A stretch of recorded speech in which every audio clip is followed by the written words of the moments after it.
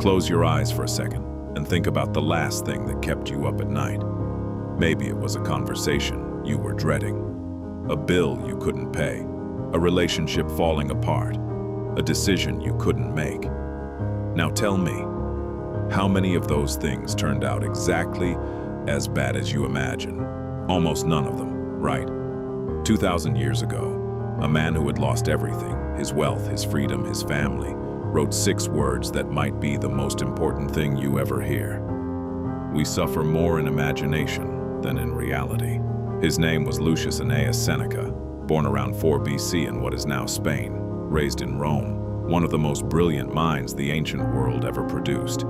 He was a playwright, a philosopher, a statesman. At the peak of his life, he was the most powerful advisor in the Roman Empire, tutor and counselor to Emperor Nero himself. He had everything: wealth beyond imagination, influence over an empire of millions, a reputation that stretched across continents. And then, in one afternoon, Nero ordered him to die. Seneca had been falsely accused of a conspiracy. No trial, no defense, just a death sentence from the man he had spent his life serving. He was told to open his veins. And here is what history tells us Seneca did in those final hours. He did not panic. He did not beg. He did not fall apart. He gathered his friends around him. He spoke to them calmly. He reminded them of the principles he had spent his entire life teaching. That man, facing actual death, actual loss, actual betrayal, had already decided that his suffering would not come from his imagination. Now you might be thinking, okay, that's an interesting history lesson, but what does a Roman philosopher dying 2,000 years ago have to do with my life? Everything, because modern neuroscience has now confirmed what Seneca understood with just his mind and his experience. Your brain cannot reliably tell the difference between something that is actually happening and something you are vividly imagining. When you lie awake at 2 a.m., rehearsing an argument that hasn't happened yet, your body releases cortisol, your heart rate rises, your muscles tense, your nervous system activates as if the threat is real. You are experiencing stress from something that does not exist. Think about what that means.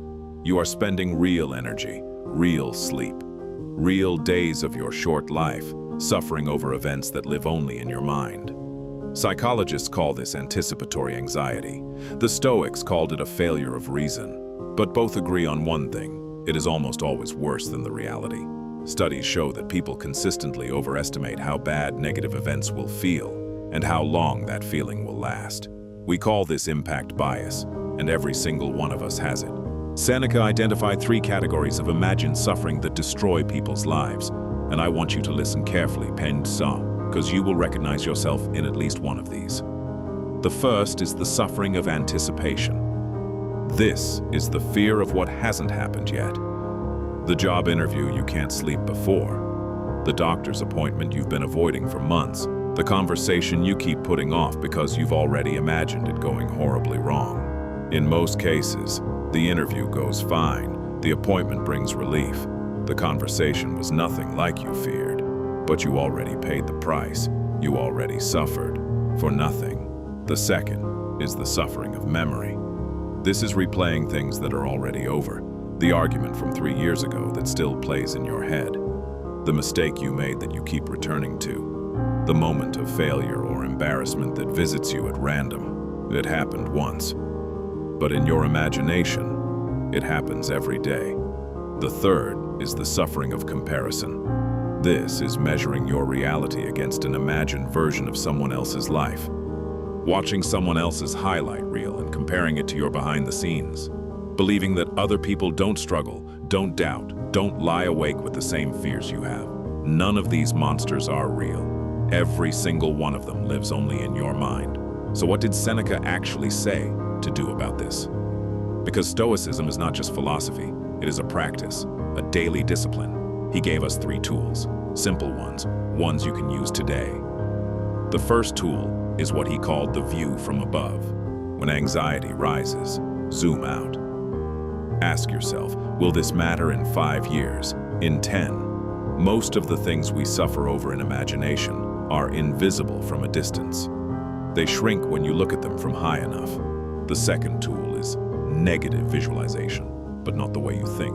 Seneca didn't say, imagine the worst to make yourself miserable. He said, imagine the worst to realize how rarely it actually comes. Sit with the fear. Look at it directly. You will find that examined fear is almost always smaller than avoided fear. The third tool is the distinction between what is yours and what is not.